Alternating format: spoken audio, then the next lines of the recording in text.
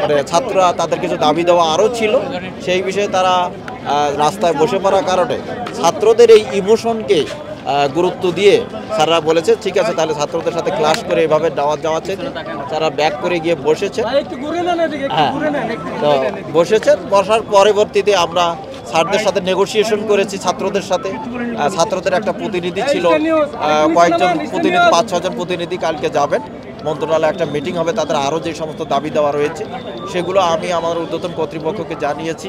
এখানে আমাদের additional commissioner traffic sir ছিলেন, স্যারকে জানিয়েছি, স্যারের মাধ্যমে আমি জানতে পেরেছি কালকে আগামীকাল 10টায় তাদের এই প্রতিনিধিরা গেলে আমরাই নিয়ে যাব, নিয়ে গেলে মিটিং হবে মন্ত্রণালয়। মিটিং হলে তাদের ছাত্রদের পক্ষ থেকে যে সমস্ত দাবি ছিল সেখানে মাননীয় উপদেষ্টা স্যার এখানে বলেছেন সরকারের পক্ষ থেকে সকল দাবি মেনে নিয়েছেন। আজকে শোক দিবস ছিল, আপনারা জানেন গতকাল চিফ অ্যাডভাইজার স্যারও বার্ন ইউনিট পরিদর্শনে গিয়েছেন, এখানে মাননীয় সেনাপ্রধান এসেছিলেন, এয়ারফোর্স প্রধান এসেছিলেন, আমাদের হোম অ্যাডভাইজার স্যার এসেছিলেন, আমাদের পুলিশ কমিশনার স্যার এসেছিলেন, আইজিপি স্যার বিভিন্ন সময় খোঁজ খবর নিয়েছেন। তো আজকেও আমাদের সকল senior officer, police commissioner sir, IGP sir বিভিন্ন ইনস্ট্রাকশন দিয়েছেন যে যাতে ছাত্রদের সাথে কোনোভাবে আমাদের কোনো ভায়োলেন্স বা তাদের ইমোশনে আমরা আঘাত দিয়ে কোনো আচরণ না করি।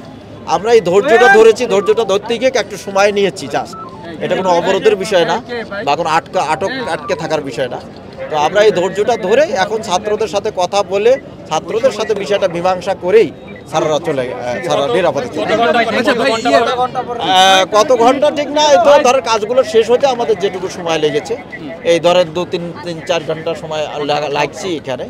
আর স্যাররা তো পরবর্তী শিক্ষকদের সাথেও মিটিং করেছেন, অভিভাবকদের সাথে কথা বলেছেন, ঘটনাস্থলটা পরিদর্শন করেছেন, ছাত্রদের সাথেও কথা বলেছেন, তো দুবার এর মধ্যে প্রেস ব্রিফিং করেছেন। For more updates, follow us on Facebook, subscribe our YouTube channel, get the latest update on www.daily-sun.com.